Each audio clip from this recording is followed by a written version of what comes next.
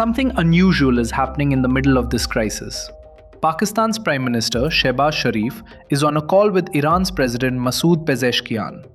At the same time, Pakistan is hosting a meeting with Saudi Arabia, Turkey, and Egypt. Now think about that for a second.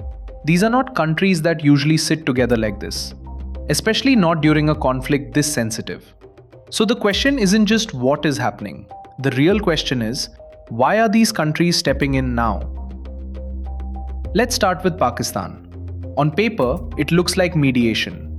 A country trying to bridge gaps, open dialogue, reduce tensions. But look a little closer, and it starts to feel less like diplomacy and more like urgency. Pakistan is staring at a very real energy crisis. It depends heavily on oil coming through the Strait of Hormuz.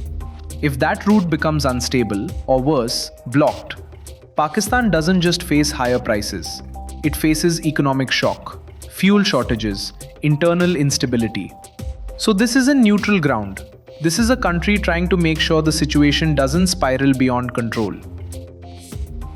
Now bring in Saudi Arabia. For years, Saudi Arabia and Iran have been rivals, competing for influence across the region. But this moment is different, because a full-scale conflict with Iran is not a clean win for anyone. If the Strait of Hormuz is disrupted, oil markets don't just fluctuate, they panic. And Saudi Arabia, despite being an oil giant, depends on stability to keep that system running. Too much disruption, and even producers lose control. So what you're seeing here is not friendship, it's calculation. Saudi Arabia pushing back against Iran, but also quietly trying to prevent a situation that could spiral beyond control. And then there's Turkey. This is where it gets even more interesting. Because Turkey isn't just trying to stabilize the situation, it's trying to shape it. For years, Turkey has been positioning itself as a central power between Europe, the Middle East, and Asia. A mediator, a regional anchor. A country that doesn't just follow events, but influences them. And moments like this are opportunities. By stepping into this crisis diplomatically, Turkey reinforces that image. A country that can talk to everyone. A country that matters in every major equation. So while others are trying to contain the situation, Turkey is also thinking about what comes after. Who leads? Who negotiates? Who sets the tone in the region? And that brings us to the uncomfortable reality. Yes, talks are happening. Yes, countries are stepping in. But none of this means resolution is close. Iran itself has said that trust is the missing piece.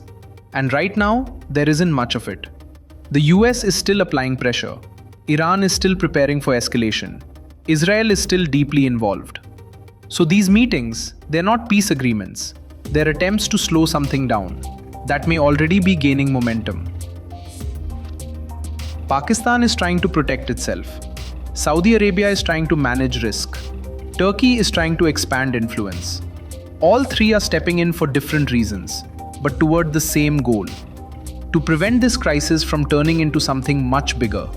Because if it does, it won't just be a regional conflict. It will be a shock that travels through oil, trade, and economies across the world.